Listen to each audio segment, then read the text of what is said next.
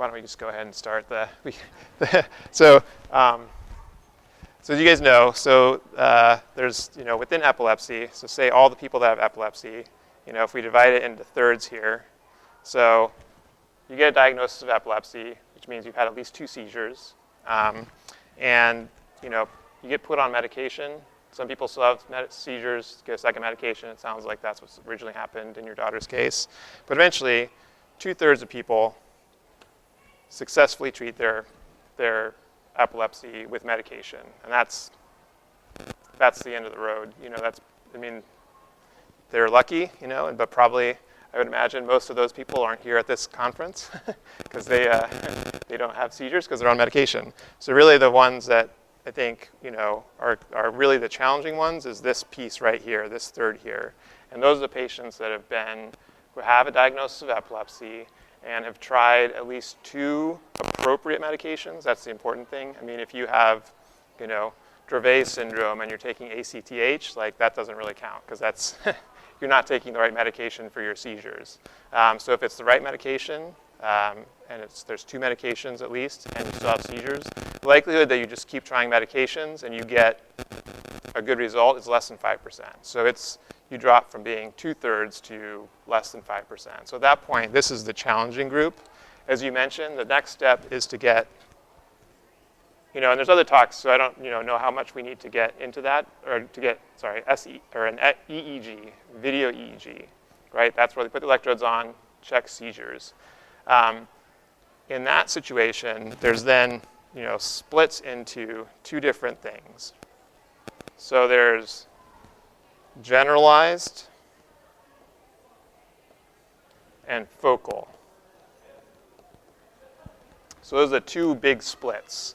And the way you can address those are very different based on whether it's general or focal. That's why it's extremely important to see on that video EEG if it looks like there's a focal region or a non-focal region.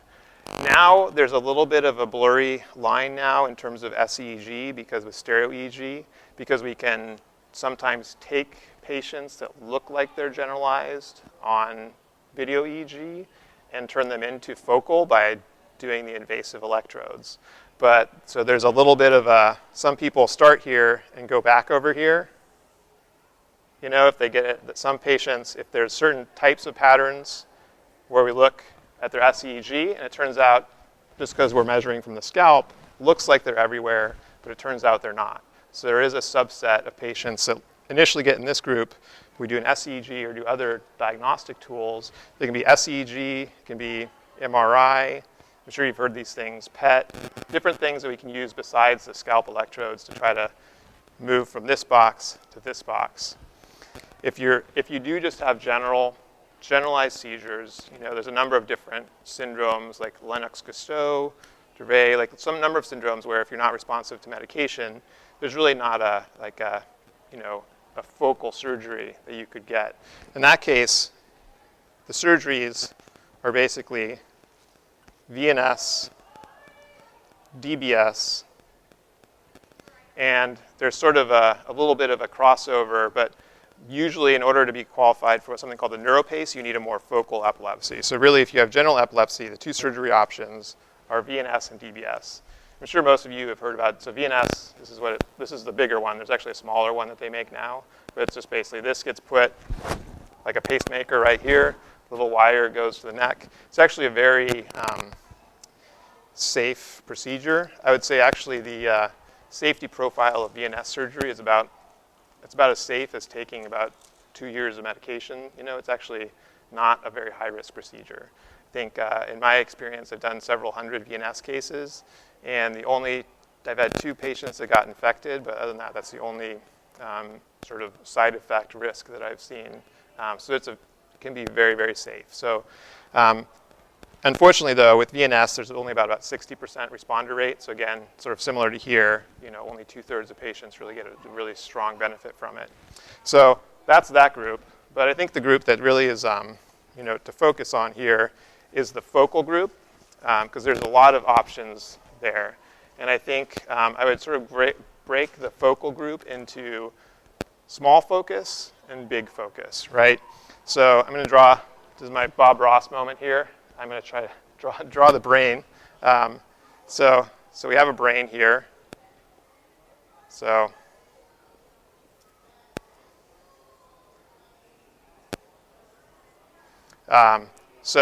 there's focal, small focus. So some of the examples of small focus here. So you could have temporal lobe epilepsy. Here's your temporal lobe. You could have hypothalamic hamartoma. You could have a periventricular nodular heterotopia. You could have some other small focal lesion, like tuberous sclerosis. So these are all small areas within the brain. There's non-focal, but more sort of lobar, where you could say have something like, for instance, if you'd had a neonatal stroke, where you had part of your brain had a stroke. So just to say, this is the top of the brain. This is your brainstem coming out here. So these are two sides. So say you'd had a stroke as an infant, or you have hemimegaencephaly, or some other Rasmussen's, where you have an entire half of the brain has seizures. Or you could have just the temporal lobe that's having seizures. So these are you treat these things two different ways. So first is the sort of, say you have a lobar, sort of say the whole hemisphere is affected. I think that looking at sort of I'm going to go from sort of most invasive to least invasive. But even the most invasive surgeries are actually not as invasive as you would think they are.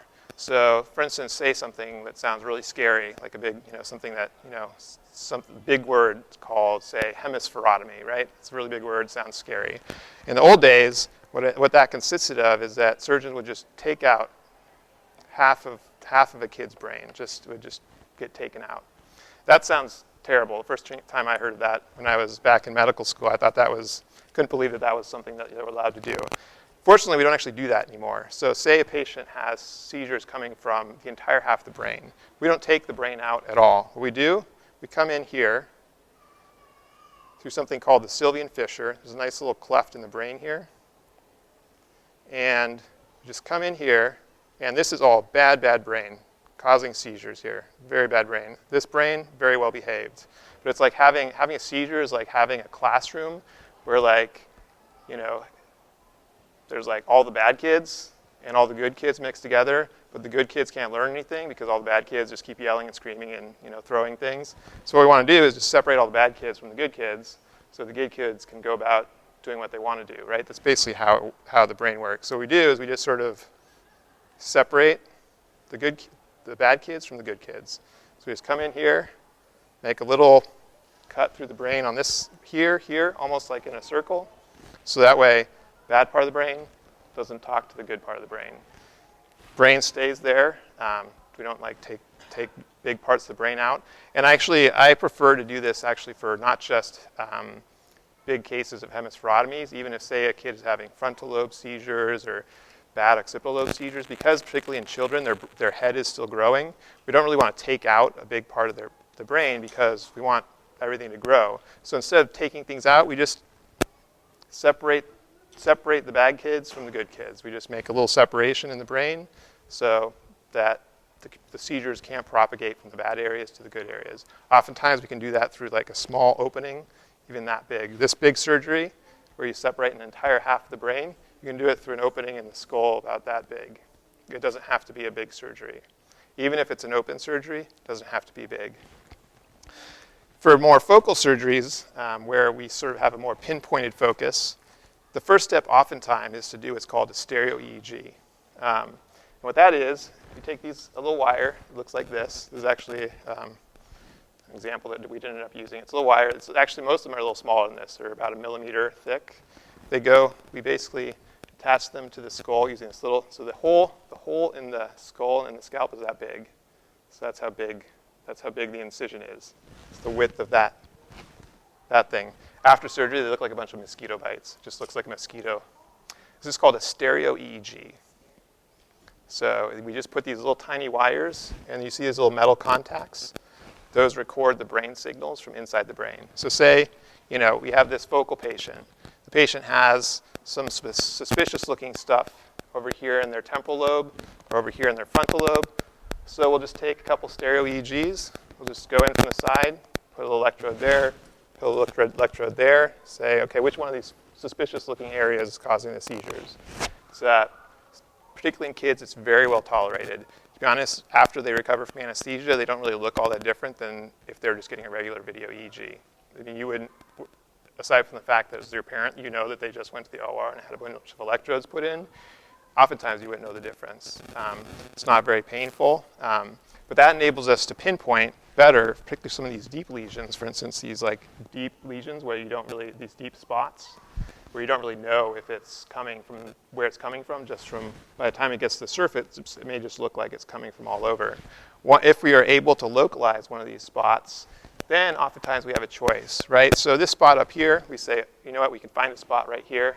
Seizures might be coming from that spot. Then we can say, okay, we have a couple of options. Depending on the size, maybe we'll make a small hole right here, just cut it out. What we can also do, and that's what I want to demonstrate here, is now there's a lot of technologies we can use to treat it in other ways. For instance, say this is a spot that's right over the area that controls, say, your hand function or your ability to talk. In that case, you're not going to want to take that brain out because that also does something important. So what we can do now is something called a Neuro Pace. Basically, it's like a little device. This is actually what it looks like. This just sits right on your skull, between your skull and your scalp. It sort of sits recessed in your skull, and it's attached to a little wire. The little wire just sits right over that area that it's coming from. Detects the seizures. If it feels a seizure coming on, it gives a little zap. It's almost like a pacemaker, you know, like if someone with heart failure, you know, if they like start to go into like heart failure, their like heart rate starts to get a little wonky. The pacemaker detects it, gives it a little zap. Heart gets back on track. Same thing with the Neuro Pace. Basically, it's essentially a pacemaker for the brain. Other options include, you know, for instance, if you have just mesial temporal sclerosis, small part of the temporal lobe that's not working. If you have a hypothalamic hamartoma, a little spot in the middle of the brain, spot over here. If you have a small area that we can identify that's less than about 3 centimeters, another alternative is to use this device, which is just called, there's 2 different types. The one I have here is called NeuroBlate. What we do usually is we use, in our institution, we use the robot. I couldn't fit the robot in my trunk and bring it here, but there's an example out there on the floor if you're curious what it looks like. It's the ROSA robot. And so we put a little, use the ROSA, put a little bolt that looks like exactly like that. We just temporarily screw it into the skull. It comes out before the end of the surgery, so you don't have to worry about that. And then what we do is we place this, let's see if we have all the devices here. Here we go. So it's all sophisticated robotics here. So this goes here. Laser goes in. Sorry.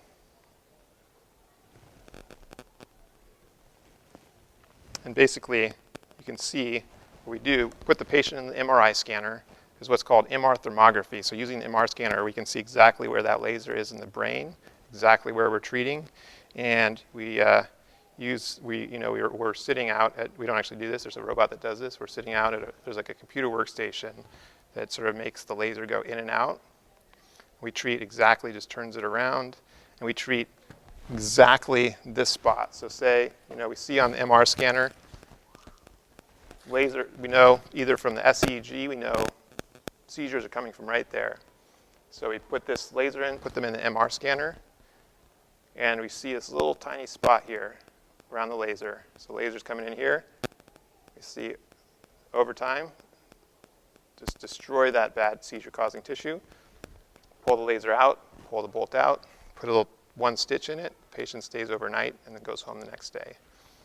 So I think there's a lot of, what I've experienced seeing in my sort of patients who've come, or sort of at the stage where they have intractable epilepsy, is that, and I had a patient, I think he watched a YouTube video of like an old school 1970s hemispherectomy, and was like, I don't want that to happen to me. And so he's like, I'm never having surgery, ever, ever, ever. It's like, that's not usually what surgery is. Like, surgery has made huge leaps and bounds towards being minimally invasive. So if you're thinking, if you have a family member, child that's one of that 1/3, don't think it's not as scary as you think it's going to be. It could be something as simple as a couple little wires put in the head. Externally, it doesn't even look that much different than having a video EEG. And if you can find a focus, could be something as simple as just having laser put in, zap, go home the next day. Obviously, every child is different. Not everyone qualifies for any specific procedure based on what their seizure, what is causing their seizures. But I think as caregivers, what I would encourage you to do is ask questions. Can my kid get this? Can my kid get this? Like, are they a candidate for this? Because if you don't ask, there's a lot of providers, particularly in the community, who may not know about some of these things. And so, you know, if like you have a neurologist or a pediatrician that trained back in the 1970s, for them, like it was back when they were taking out half of people's heads, right? And so that's what they might be thinking epilepsy surgery is too. And so sometimes as a parent or as a parent, you sometimes have to sometimes educate your providers as well. But now, questions. That was sort of the brief overview. So is it the range, I guess, who qualifies and doesn't qualify? Is it still around 50%? Probably. So I'd say in my experience, about if of the patients that are in that intractable group, it's a little different based on how old the person is. So there's a big pediatric causes of epilepsy are very different than adult causes of epilepsy. Adults have a higher tendency to have focal epilepsy, whereas children tend to have a higher, like epilepsy that's diagnosed in childhood. There's a larger number of patients with syndromic or even sometimes just benign causes of epilepsy. So that things that are not necessarily, that are genetically related or may not be necessarily treated with surgery. But I would say on average, my experience is it's about 50-50 if you're in that 30% that doesn't respond to medication. 50% are sort of just have some sort of generalized cause of epilepsy. 50% have a sort of more focal cause of epilepsy. And to be honest, there's so many different scenarios that are possible. So many different conditions, different options for surgery that's hard, you know, in the course of an hour to go through every single possible scenario. I mean, we, you know, at our institution, you know, if we have a patient that has intractable epilepsy, I mean, we'll talk about their case for an hour sometimes, you know, just because the particulars of any one person can be so nuanced that you can't just sort of always jump to a conclusion. Has there been any time where someone has had surgery and they've had to go back and have a revised surgery of sorts over time? That is definitely common, and that's not common, but it does happen. I mean, there's certain types of epilepsy. You know, if you have temporal lobe epilepsy, I mean, you are lucky. That is one of the most treatable forms of epilepsy because it has probably in adults about an 80% cure rate with surgery. In children, it's close to the 90% cure rate with that, and depending what treatment you use. But that's if you use sort of the most invasive surgical options, you can have a 90% cure rate. And that means like just no seizures, no medication, nothing. You just do not have epilepsy anymore. If it's the temporal lobe. There's other areas, so frontal lobe, it's sort of, you start to drop down to 50%. And part of that has to do with the fact that the brain is complicated. You know, oftentimes seizures, as surgeons, we like to think of like seizures as being, you know, this part of the brain is bad, everything else is good, right? But to go back to my analogy of like the disruptive classroom, right? So maybe you have your disruptive classroom and you have that one kid that's just terrible kid. You know that kid's a problem, right? He like bites kids, kicks, screams, yells all day, right? So you take that kid out of the classroom and you're like, we know that he was a problem, right? Well, then it turns out, well, there's these other two kids that were kind of a problem too. You just didn't realize it because this guy was so bad that he was the only kid that you could see that was causing a problem. But there's actually, you know, it's like, well, actually, we took this spot out because we knew that was causing seizures.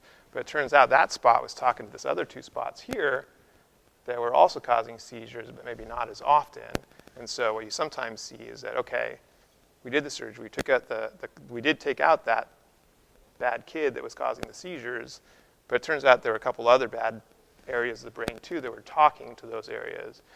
And so sometimes, you know, it may get to the point where, okay, well, we took out the really bad kid, and so you were having 5 seizures a day, now you're having 1 seizure a month. Okay, so at that point, that's definitely an improvement, and so then we have to think about, okay, are there still some other areas that we weren't seeing before because this one was making so much noise that we weren't seeing those other areas. So it definitely is there is scenarios where you have to go back in, because once you get rid of the one source of seizures, it sort of reveals the other parts of that network of seizures that is occurring. And one of the advantages really of SEEG is that it enables you to see a little bit better that network as it's occurring, because you can actually see, maybe you can see seizures occurring here, but then you can also see that seizures are they're propagating very rapidly to other areas, and that sometimes can inform what the probability is that one seizure surgery will be successful. In kids, the reality is if you don't have a specific tumor or some specific, like a stroke or some specific area of the brain that we can clearly see on MRI is abnormal outside of the temporal lobe, your likelihood of being completely seizure-free after surgery is only probably about 50-60%. Those cases are those are the cases where, we wouldn't even, those are sort of in the group, remember I showed you like the general that sort of cross back to focal. Those are patients that without SEEG or other advanced modalities, we wouldn't even know that they were having a focal source of epilepsy, right? But I mean, if your kid is having 6 seizures a day and there's something you can do that can cut that, give you a 50% chance of having no seizures, or at least having a reduction in seizures, as long as you and your surgical team are clear on what your goals are and what your expectations are, 'cause it's all a matter of risk, right? So if you can, have a little tiny hole drilled in your skull and have some little laser put in and zap one little spot at with a maybe 1% risk of having some bleeding, with a 50% chance that you're going to be seizure-free, I mean, those are pretty good odds, right? 50% versus 1%. Whereas, if it's going to be a huge surgery that's disabling, then maybe you're not going to be willing to take those odds. But that's why it's hard to say just at the outset, it's always this, because every situation is unique. So obviously, having the surgery as soon as possible is important because of the kindling, right? Well, I don't know that we entirely know, why that's the case, but it is true that over time, if you have untreated seizures, it can cause sort of sclerosis or propagation of sort of scarring in other areas of the brain, and can over time cause other areas of the brain to become involved. They have done sort of very extensive, particularly in pediatrics, studies of children with intractable epilepsy who have, as I mentioned earlier, 2 medications still having seizures, and they definitely found that the faster you did surgery, the faster you get to surgery after a intractable epilepsy diagnosis has been made, the better those children do after that. A lot of it has to do with the fact that children are still developing, their brains are developing, and seizures interrupt that process. I mean, if you can imagine, like the analogy I like to use is that, say you are, children are constantly learning. Every moment of the day, they're figuring out how the world works. They're learning. Even when they're not in school, they're still learning. Their brains are developing every second of the day. So I would compare it to, say, I don't know if you've ever, if you remember being in school, if you went to school back when there were computers, when I first had to write papers, some of them I still did on a typewriter, but if you use computers, if you've ever had that experience of trying to write a term paper and then all of a sudden your computer shuts down and reboots itself, it's kind of like what having a seizure is like. Like your kid is out there learning about the world, they're writing their term paper about this is how the world works, or this is what I learned in kindergarten today, and then all of a sudden their brain just reboots. Everything that they were just working on, that entire term paper, just disappears, and they have to start all over again.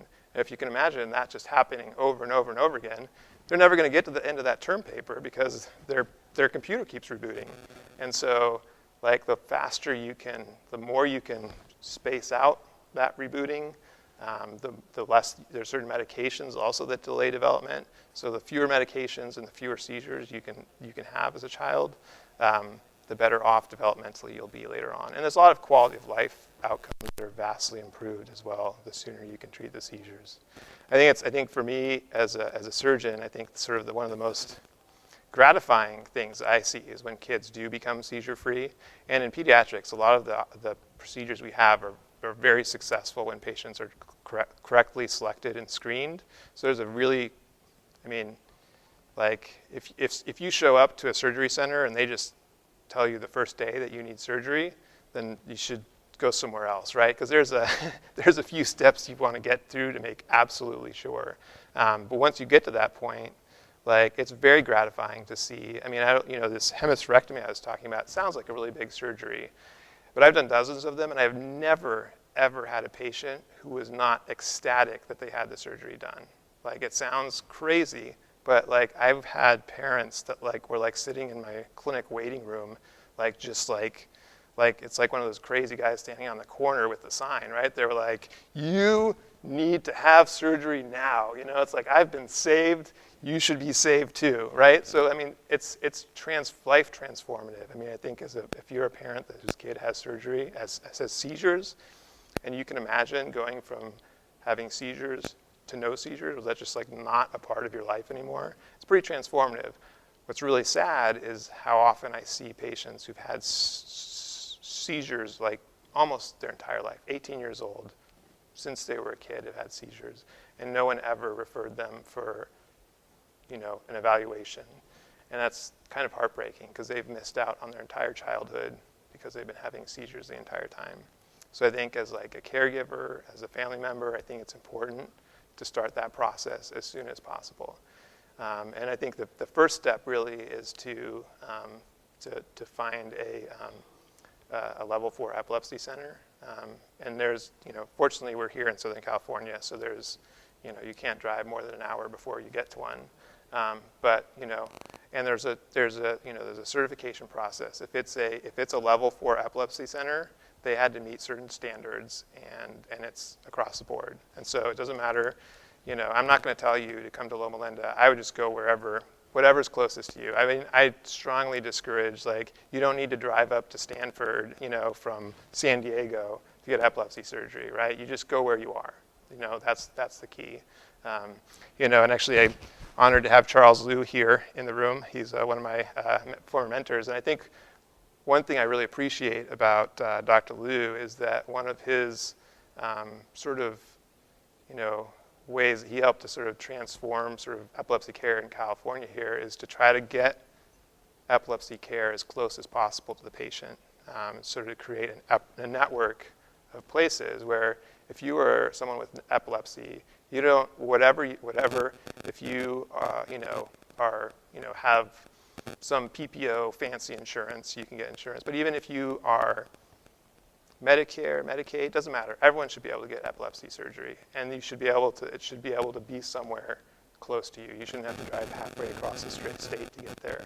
And I think, fortunately now here in California, that's the case. You can't go far without having access to a level 4 epilepsy center, and that's really the first place you should start.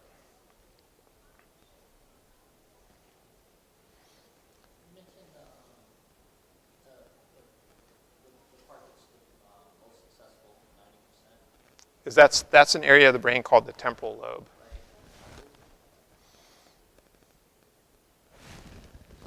So what about if it's involving, I guess, a little bit of the sensory motor? Is that, I know that's the area that. So patients can have sensory motor seizures that are coming from somewhere other than the sensory motor area. Oftentimes, actually, when you're seeing the seizure, by the time you're seeing the seizure, it means that it's spread from wherever it started to an area that controls something that's obvious, like movement or sensation. That doesn't mean that the seizures themselves are starting in an area that's critical.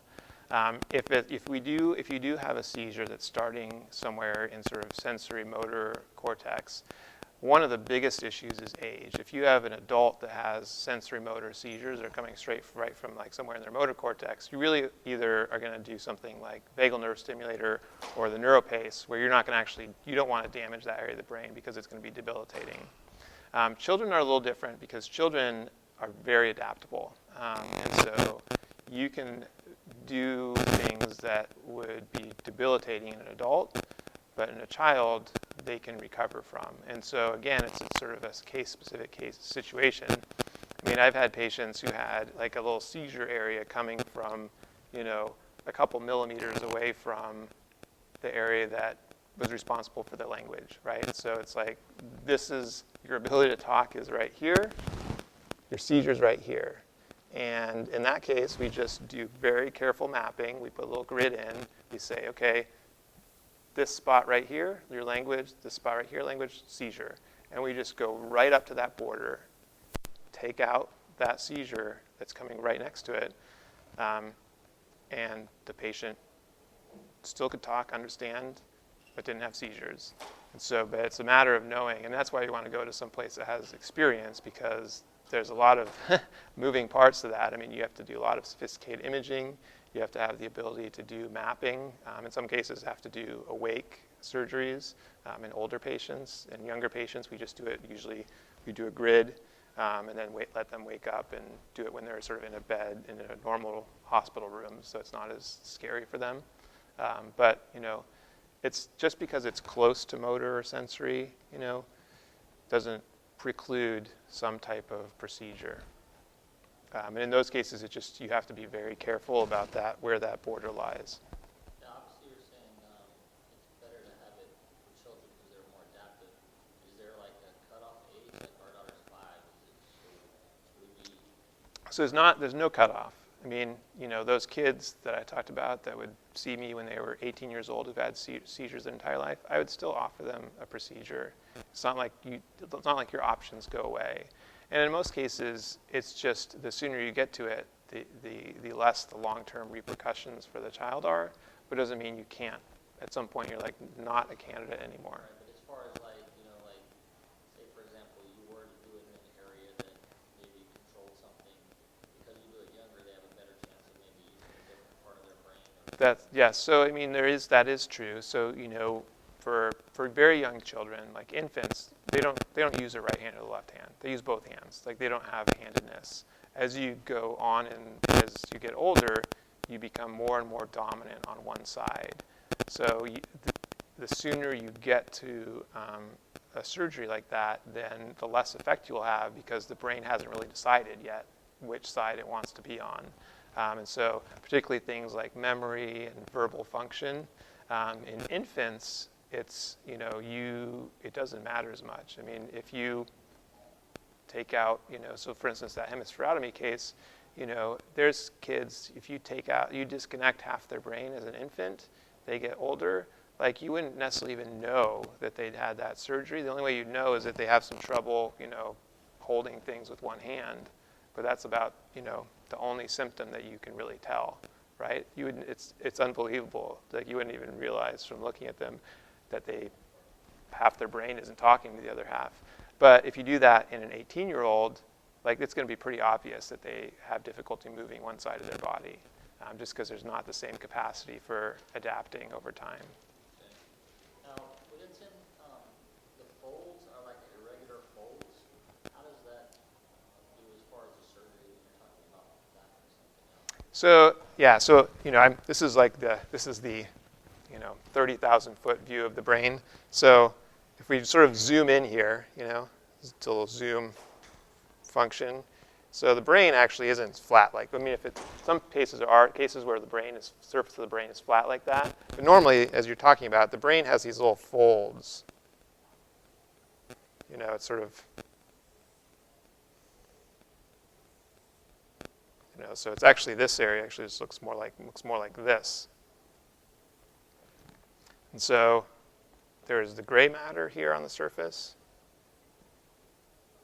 And that's where the seizures usually come from, is the gray matter. And then the white matter is sort of like all the little wires going to and from. And then there's also blood vessels here. So there's blood vessels all over. So obviously the blood vessels, you don't want to do anything to those. But oftentimes, if say you have seizures and we do your video EEG or your and your stereo, and we figure out, we put a little electrode in here, and we've realized, okay, seizure coming from here. So seizure's coming from this area right here, right?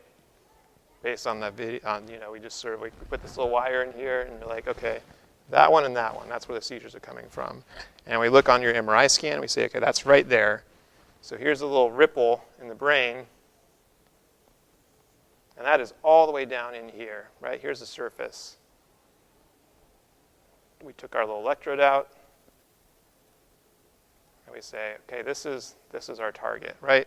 So if you were to try to do that with an open surgery, you'd have to go in. This is all good brain. You don't want to do anything with that. That's important. You have to go in all the way here, and take out this little spot. That, it's like that old operation game. You have to like go in there and not touch anything. So that's, you can do it, and it's like there's it's case by case. There's certain cases where you want to do that. But then if you don't do that, you just go in with the laser, and it's not, it's not trivial. The main thing with the laser, the actual procedure itself is straightforward, but it's one of those things, it's like you have a game plan first, right? It's like a football game. Like the game itself only lasts 60 minutes, right? 60 minutes of football, right?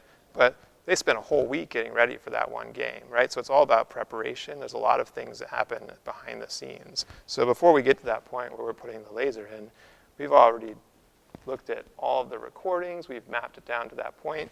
We've gotten a scan. We know that there's a blood vessel here, there's a blood vessel here, there's a blood vessel over here, there's good brain over here, good brain over here.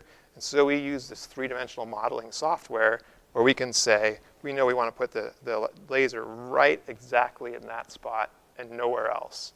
And then we use the robot to basically precisely put the laser in just that spot.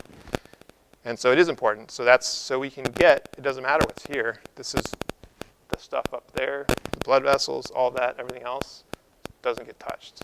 The laser just goes straight to that spot. We look in the MRI scanner, turn on the laser, we see a little spot here, it gets bigger, bigger, bigger, bigger, bigger, bigger, bigger. As soon as it hits the edge, we stop. And that tissue is completely dead, doesn't work anymore. Everything else, totally formed, fine. It's like nothing ever happened.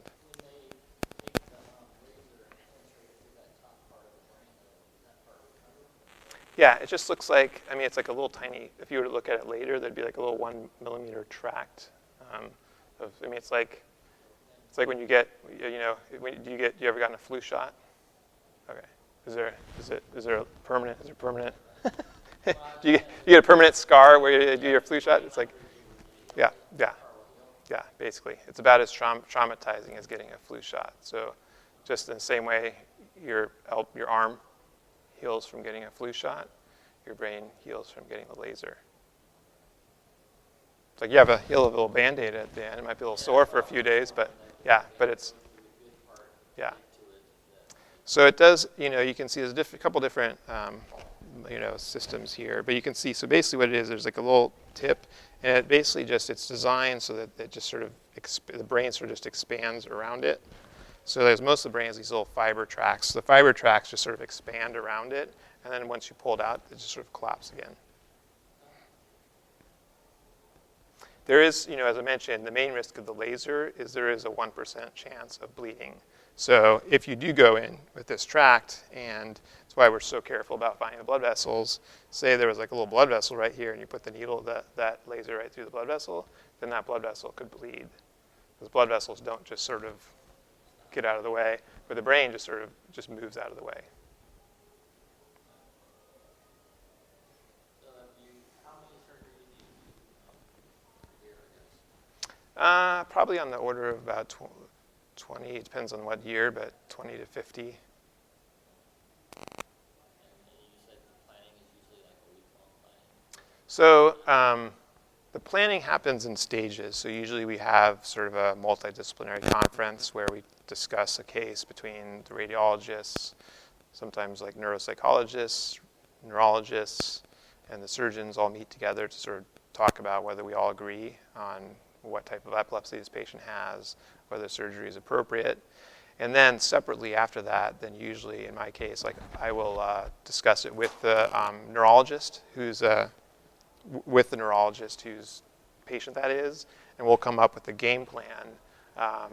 For instance, if we're doing a stereo EEG, we'll have to go through and say, okay, well, we think the seizures may be coming from here, or here, or here, or here. And so the epileptologist, I'll talk to the epileptologist, where do we think the seizures could be coming from? And then I'll carefully, do the zoomed in version, and I'll say, okay, well, I'm going to put an electrode right there, and one right there, and then one right there, because I want to make sure that none of them are hitting